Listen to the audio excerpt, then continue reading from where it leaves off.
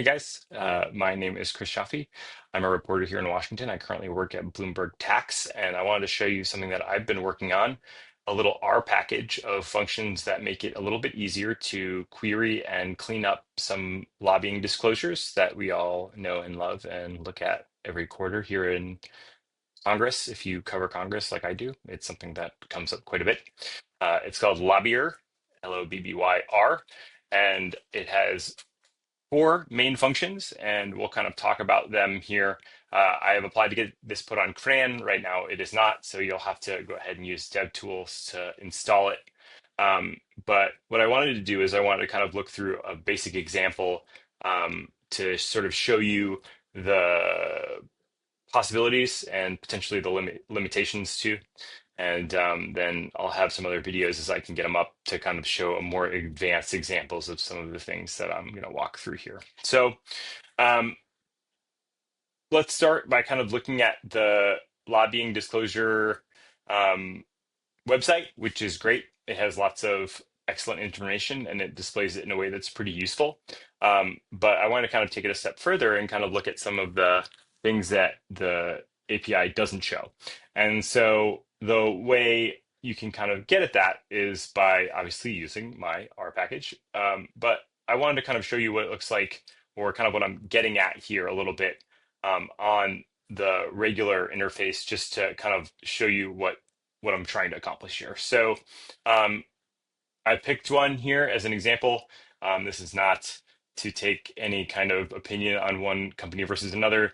It just kind of showed up uh, at the top of a query, and it was a good example, so I pulled it, and I'm using 7-Eleven Inc. here, and putting some issues and kind of seeing which filings that 7-Eleven filed had these keywords. And so you can do that in the visual side by just going ahead and putting in, like if you look at the basic LD 1 and 2 reports, there are other reports that are filed by lobbyists, contribution reports, which are, called LD 203s. That's how much lobbyists were donating, entities were donating to politicians, members of Congress.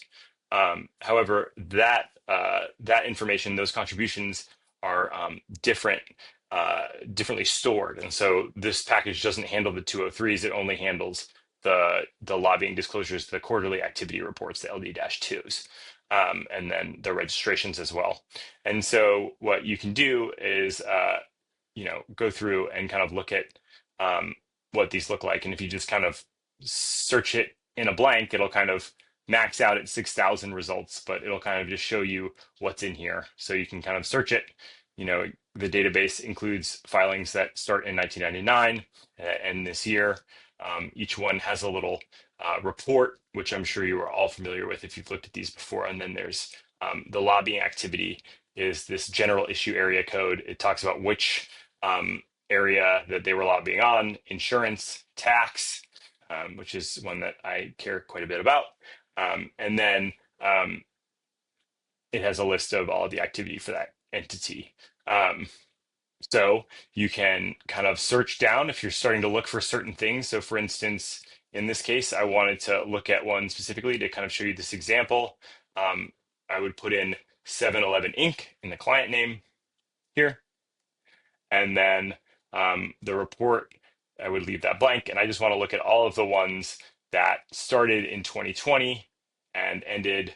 This is 7/27, so this is earlier this month, but we can put in any date here. Or you can leave it off entirely and it will just give you all of the dates from the starting date to present. And Get Filings has a range of options when it comes to what you can search for. You can find all of those here in the documentation.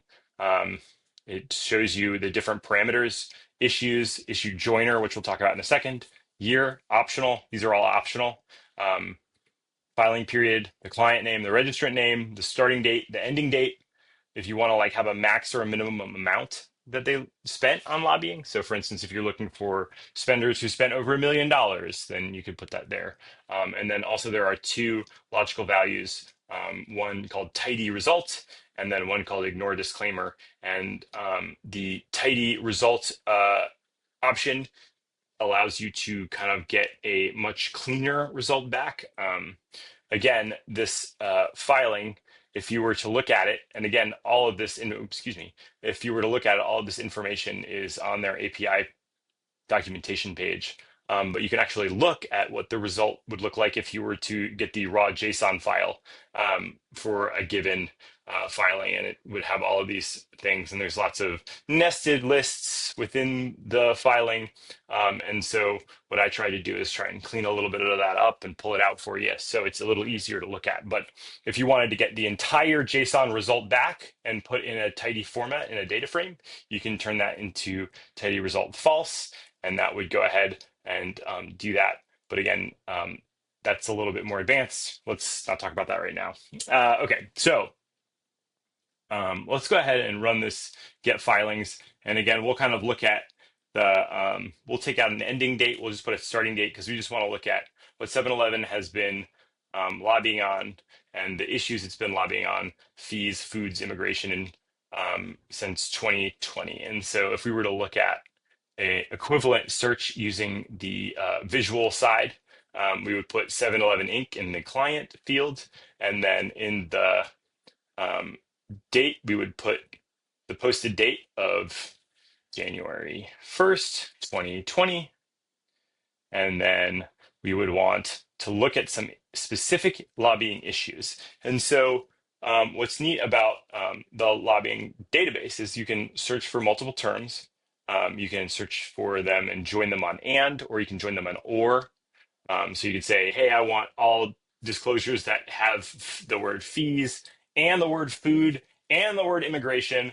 Or you can say, I want to see all the ones that say fees or have the word food or have the word immigration. And if you were to do it on the visual side, you would have to put like a word in there, and it's described here. So you could put or, and you can use the dash character. Most of the time, from my experience, I use and or. And so you can just go ahead and put that here. But what I've done is I've kind of automated it. So instead of having to go ahead and put and in between each one, I just can put or the word and here, and then I can put the issues I want to search for. So this is equivalent to this, but I just made it a little bit easier. And again, the client name there is equivalent to the client name here. And then the starting date here is equivalent to the starting date here. And so you can include or not include as many as you want. You have to, if you do put an issue in and you have more than one issue, you need to make sure to include the issue. If you want to look for a specific client, you can go ahead and comment these out, or you can delete them. I'm more of a commenting things out so I don't forget um, where I came from or what's possible. So usually I'll do something like that, and just maybe write a note to myself that reminds me that, hey, this isn't for this query or what have you. But so in this case, you go ahead and run it. Obviously, it's very important to make sure that the LobbyR data package is included. The tidyverse also is helpful. However, you should not need the tidyverse to run. You should only have, if you have all the dependencies that LobbyR has included, you shouldn't have to have any other libraries open attached to run it. The code has all of the things you need hard included in. So for instance, with the Senate API key, it calls the keyring package. And that's one I wanted to talk about really before we even get started on the get filings. But let's go ahead and run it. And then we're going to get a little progress bar that says how long it's going to take to do the search. And then you get this really hefty disclaimer that talks about all the things that could be problematic about this data, and even a little more. And so I just want to kind of talk through that a little bit now to make sure that you understand the limitations of this data.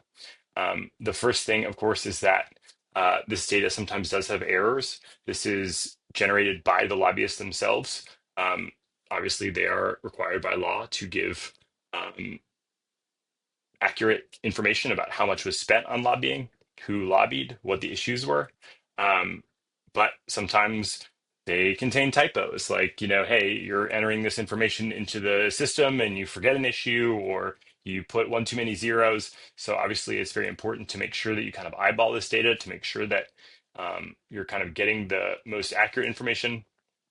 And we're going to talk a little bit more about this in a second, but sometimes there are, maybe you hit the button to submit too quickly, and so there's two filings, or you amended it. The original filing doesn't disappear, it just is still included. But obviously, if you were to, count both, that could prove problematic. So we're going to look at that in a second, but before we get there, I want to make sure to talk briefly about API keys. And that is something that is most important, because if you start using get filings, you won't be getting very far unless you have your API keys set. And so that's a pretty simple function. You, first of all, can apply for your API key here on their site, lda.senate.gov/API. Register for that API key, go through the whole form and everything, get that API key, and then you simply run the set Senate API key function. It's gonna either it's gonna pop up. You just put that API key in there, and then that's all you have to do. Everything else is taken care of on the back end, so you won't have to do anything for it. I believe you can also just put it in there in quotes, and it should do that by itself because it's using some keyring functions. But obviously, it's easiest to just kind of put it in. As you can see here, if you had just went and ran that without knowing what it did, obviously it would tell you, hey, here's where you go get an API key. So that should be pretty easy. So once you got your API key, you can go ahead and run that function like we did. And then once we have that result, we can look at it here. And so what's nice about using LobbyR is that we can see a lot of the information that we see if we were to run that 7-Eleven report, just like this one, which is just this. I just hit search and it got throttled at 6,000, which is what happens. So that's another reason why the API key is great. It does have some time rules. However, it should be optimized if you have an API key to not get throttled. So that's another reason to use LobbyR. And so, as you can see here in our searches, you got the registrant name, you got the client name, you got the filing report type. Let's pull this down so we can see both. We also have the amount reported, and on the back end, there's two different pieces. There's income and expenses, and we can talk about that briefly in a second. We can also look at the filing year, just like this, and the date it was posted, and the filing URL. That's the same as if you were to click on the registrant, and then it also gives you a description of the registrant and the client, and then these here, filing type and period, are used to kind of do some checking, which we'll get into in a second. And so I want to kind of highlight some of the issues here that we can encounter when we have a registrant who files its own disclosure and then also has lobbyist firms lobbying on their behalf. And so if we were to just look at 2025 and we were to look at the first quarter disclosures, and those are right here. We have the 2025 first quarter disclosures here. You have 5 different entries. It looks like it terminated its relationship with BGR Government Advisors, and then it registered with LGL Advisors, and then LGL filed a first quarter report, as did another firm that 7-Eleven apparently contracts with, ACG Advocacy. They spent different amounts. Looks like, as you can see here, the lobbyists earned income. They earned $20,000 and $50,000 to lobby on behalf of 7-Eleven. And then 7-Eleven registered $600,000 in expenses, which means it spent $600,000 on lobbying. And then these lobbyists reported an additional 70,000 in, well, 90,000, sorry, in income from 7-Eleven. So if we look at the 7-Eleven filing, you should see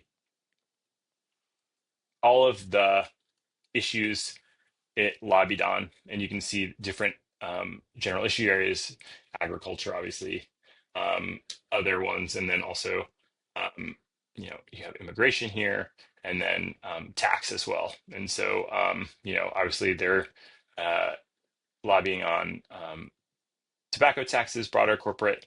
They also talk about other agencies if they go beyond just the Senate or House. They also looks like they lobbied Treasury as well. Who was doing the lobbying, and then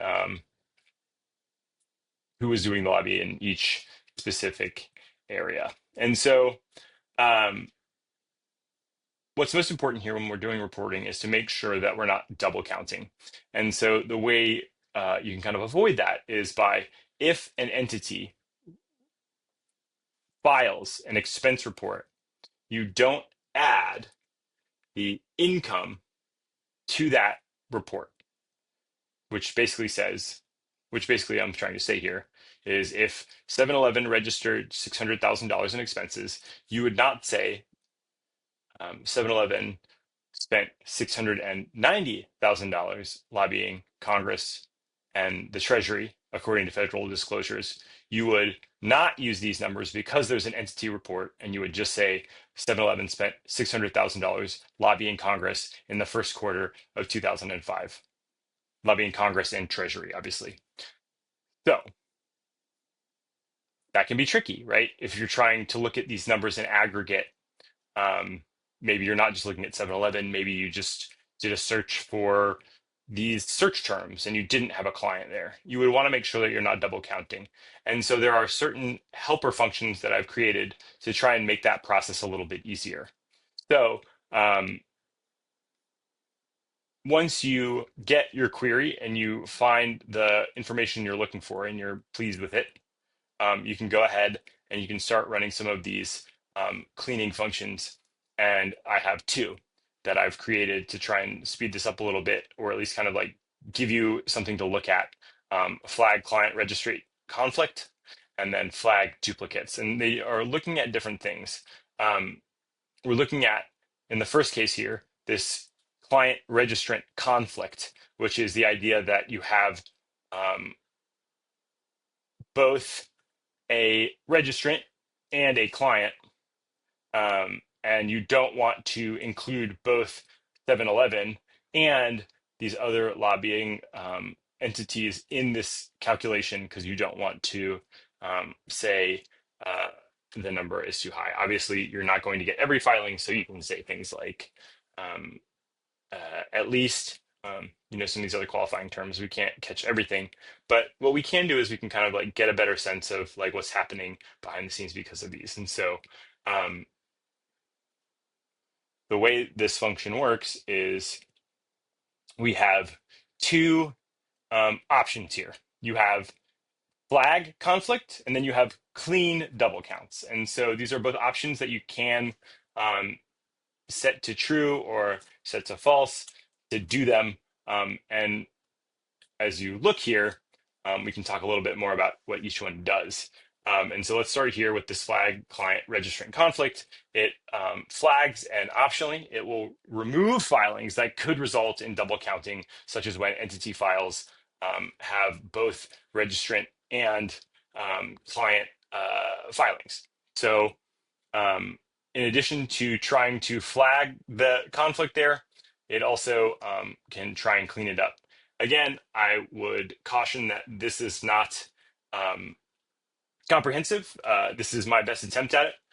If you do encounter some that don't get cleaned well, please reach out. I'd love to come up with new ways to make this better.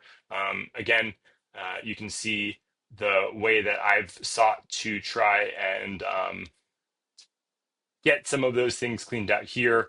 I try and, make sure there's no periods and stuff, because as we saw in this example, there's, different ways to spell 7-Eleven, because again, these are fill in the blank forms. Some people do them differently. Obviously, it's all 7-Eleven, But as you can see here in the client, this one is 711 comma inc period. This one is 7-11 inc no period.